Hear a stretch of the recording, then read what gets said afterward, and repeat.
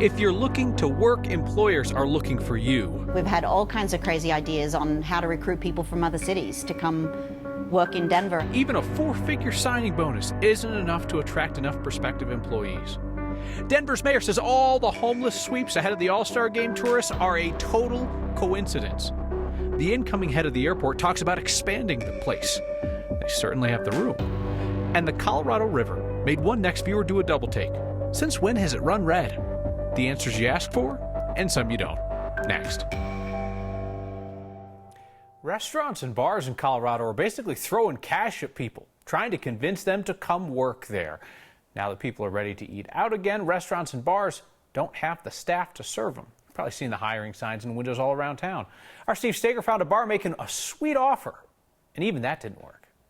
She was a woman from the flapper era between the world wars. Millie Parker would have dug this bar. It was full. The place was jamming. The energy was amazing. That's what this space is built for. Room for Millie opened on Platt Street downtown about a month before the pandemic, then proceeded to close for a year. We had a great team to reopen with, and we assumed that we were going to be able to recruit more staff. It's been impossible. Owner Fiona Arnold has tried everything. Yeah. Offering a 401k, paid sick leave, paid time off, all those benefits for full and part-time workers. Everything. We decided to offer a $2,500 signing bonus for anyone new who was at the level we needed, along with a $2,500 referral bonus for existing staff. No takers. $5,000 worth of incentives and nothing. And we thought with all the pent-up demand, it would just be an amazing, happy, celebratory reopening.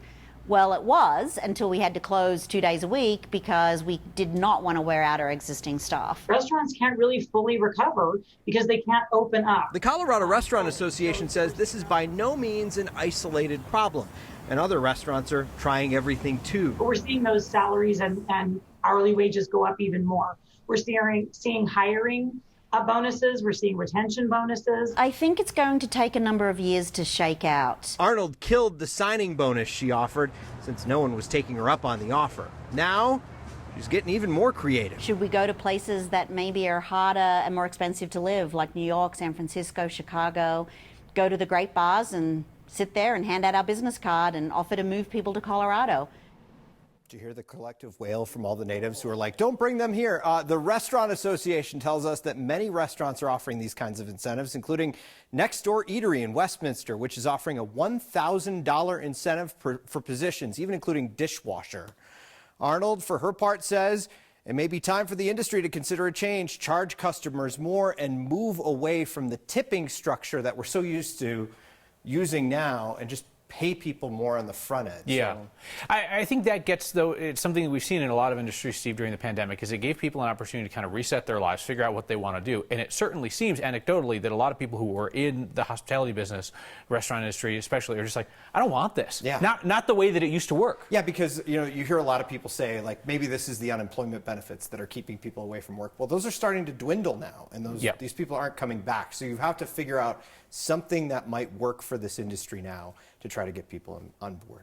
And again, your cats tonight are okay without you at home? I think they're okay. I've checked the Nest cameras a few times. Oh, you're such a good cat any dad. Nest cameras, no. I think you do. All right, thank you, Steve. Denver's ramp up of sweeps of homeless camps is not because of the coming All-Star Game, according to the mayor. It's because the pandemic's winding down. Mayor wanted to talk today about a new shelter for the homeless and got some questions from journalists about the city's controversial sweeps, which have been limited by judges' orders. The mayor talked about the city's expanded sanctioned campsite program while stressing that the city is going to continue to break up unsanctioned sites that are dispersed again and again, only to reform in new places. Mayor Hancock was adamant that increased sweeps of homeless camps are not trying to clean up the city's image ahead of the All-Star Game in less than 2 weeks. It is not. Let me be very clear, it's not connected to the All-Star Game. There's not been one new order to step up enforcement. What you see us do, starting actually even before the All-Star Game was awarded to Denver, we knew we had a cleanup effort that we had to undertake following the pandemic because we had more encampments. You might recall we suspended cleanups during the pandemic. And so we had to start that over as we got into the spring. We knew we had to do that. That has nothing to do with the All-Star Game. The mayor also announced an effort today by the city to buy and rehab hotels and motels to help people get into housing. That's an ongoing thing. At last check, the city had about 1,000 hotel and motel rooms available for people who otherwise might be on the streets. So, same mayor, Mayor Hancock, fought increased city council oversight for his big hires in Denver. But the process didn't go so badly for him today. His pick to lead the airport took questions from a city council committee that now has some oversight. And then they voted unanimously to move to the full council. So it certainly suggests that Phil Washington is going to get cleared for takeoff at DIA. That place is not simply an airport. We know that it's an enormous employer in our state and also a big economic driver.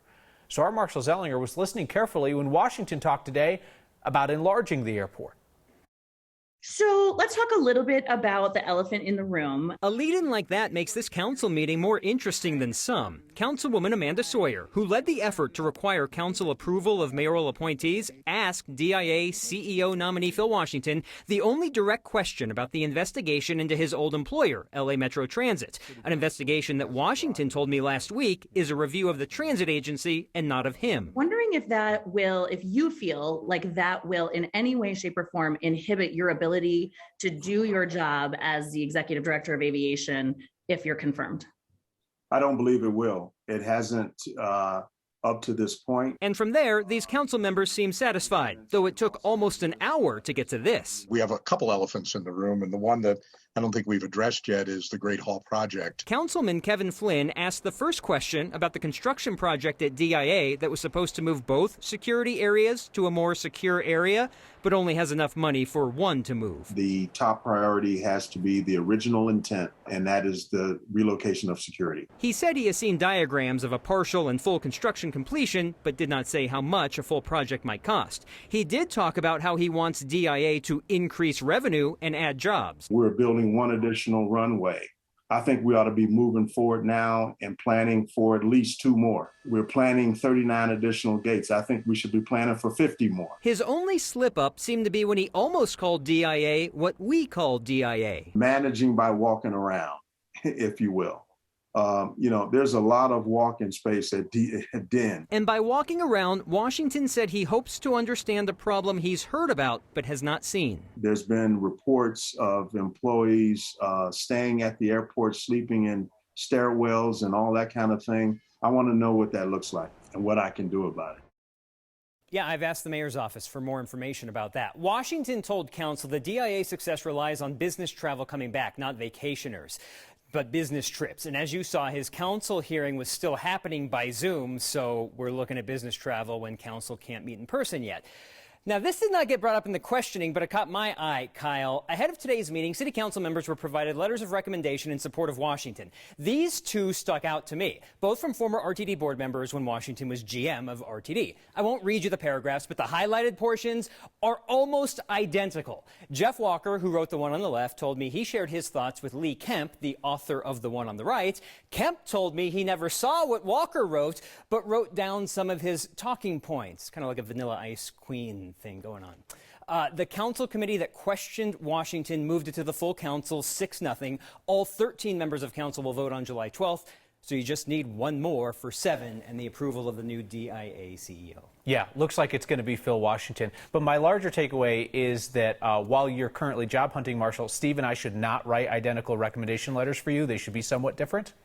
There was a joke going on Twitter from one of the mayor's staff that said you want that to be an identical, staying on message. You want a similar message. So I guess in some way it's like, okay, at least they're on point. I'm not saying that you were worried about your first day back in the studio with me, but you did bring a helmet. I need my whoopee just in case. Yeah, everybody remember the Zephyr's helmet from behind Marshall in his home studio? Oh, R.I.P. home studios. Thank you, Marshall. Good to have you back. So when we talk about unemployment, we rarely focus on one specific issue that has been long-lasting in our community and in others: the number of Coloradans with developmental disabilities and their unemployment rate, because it's incredibly high. Nationwide, before the pandemic, 4 in 5 Americans with developmental disabilities were unemployed. There's a local nonprofit that has an innovative and flexible idea to help people reach their potential. So our Word of Thanks microgiving campaign this week supports Celebrate EDU, which is based in Boulder County. That nonprofit provides job skills training, business training, and specifically entrepreneurial training for people with intellectual and developmental disabilities. Very specific training so that people can turn their individual passions into small businesses, or at least hone their skills so that they can then join the workforce to find the purpose and community that comes with work. Celebrate EDU students have started a baking business, an online clothing boutique, a podcast, even a bilingual instructional video service for other young people with autism. This small nonprofit is looking to expand its work to reach more people with intellectual and developmental disabilities. And also, they'd like to scale up their micro grant program so that students who form a strong business plan can get a little seed money to get started. Text the word thanks to 303-871-1491. I'll send you that link to donate. And as always, I'll match the first 50 donations of $5. I'm thinking that a little boost from a bunch of us will help a lot more Coloradans achieve their dream of starting their own small business and finding purpose through work. Colorado shoot from the lip Congresswoman suggests that a variant of COVID isn't real, then deleted that hot take, perhaps after learning the largest county she represents is overrun with that variant. The Colorado River is red, and there is a very logical explanation. Next.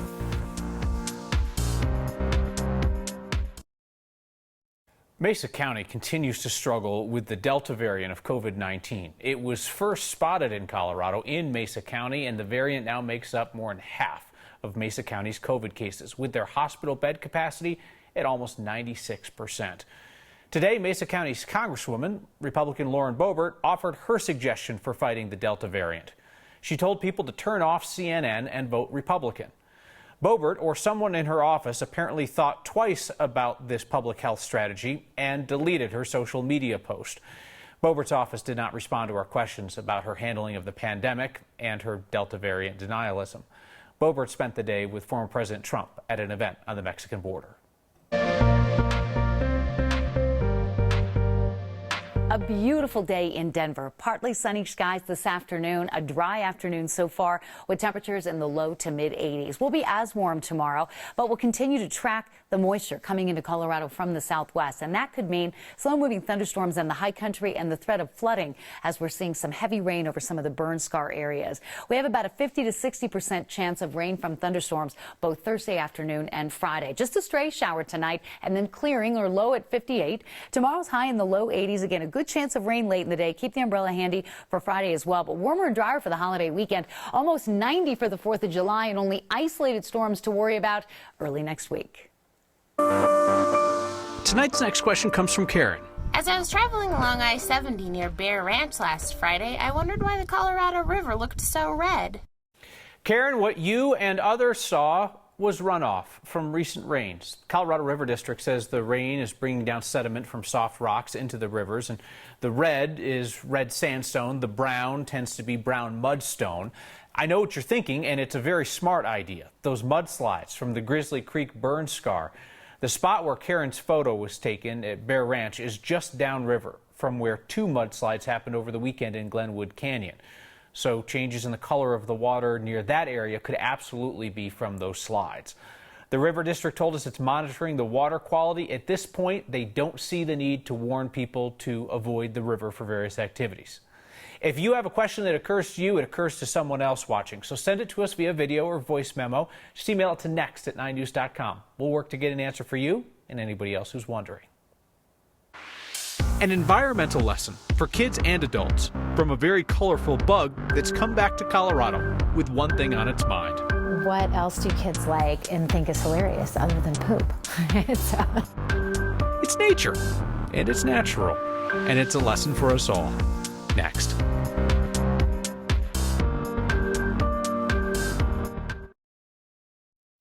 The most Colorado thing we saw today, or at least recently, are the wedding photos of 2 members of our team. A couple of you have been asking for a peek online, so here you go, everybody. Take a look at happy people. Ariel Orsuto and her wife Devaney got married on Sunday. This was at the Sunrise Amphitheater on Flagstaff Mountain in Boulder. Look at that picture. That's unbelievable. They're up on the rocks for that perfect shot, and Ariel's wearing the perfect jacket. Congratulations to them. And our Stevie in the TV, Steve Steger, married his wife Katie at Red Rocks Country Club a few weeks ago. It rained through the whole outdoor ceremony. None of us will remember that because we dried off very quickly, and the rain stopped right after that, and the happy couple got some absolutely gorgeous sunset shots. Look at that. It doesn't even look real. Steve and Katie, so cute. A bug is back in Colorado, a beautiful bug with an unglamorous but very necessary role in the ecosystem. Here to explain it to us like we're children is a local children's book author, Hillary Witten, who recently wrote about it. Do you want me to read some of it?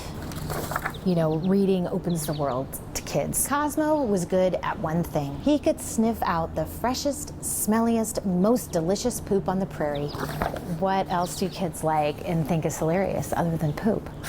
So, look what the prairies would be like if they didn't exist. You know, they'd be pretty poopy, there'd be flies, the grass wouldn't be so beautiful and green. My name is Hillary Witten, and I'm the author of The Poopcorn. The rainbow scarab beetle is a type of dung beetle, and it has just recently been seen again in Colorado, and it's been seen since the reintroduction of a wild bison herd that's rainbow colored and metallic, and the males have these beautiful long horns on their heads. So when I saw it, I thought it looked quite a bit like a unicorn. Well, he might not be a unicorn, but he is a poopicorn. I don't know why they like bison poop more than they like other kinds, but they love it. They think it's pretty funny and hilariously gross.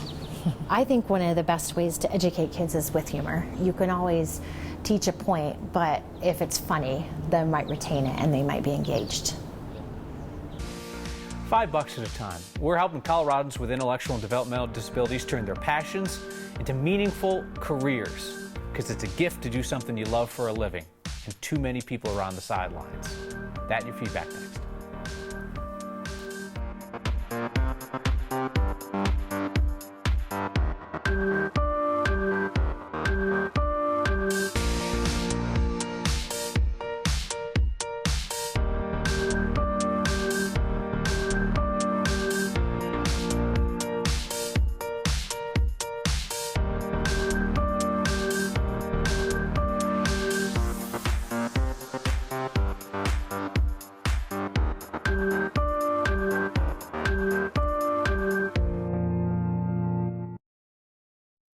The unemployment rate among Coloradans with developmental and intellectual disabilities is really high, and we are often talking about Coloradans who desperately want to be working. Our Word of Thanks microgiving campaign this week is supporting Celebrate EDU. It's a nonprofit based in Boulder County that offers job training and entrepreneurship lessons to people with developmental and intellectual disabilities. They've served folks across our state. This is training that helps people enter the workforce, perhaps by even starting a small business of their own, based on their passions. Text the word thanks to 303-871-1491, and I'll send you that link to join me and a bunch of other Next viewers in doing a little something to support Celebrate EDU and its work. We know the purpose and community that can come from having a work life, and we know that we can also help some of our neighbors achieve that dream as well.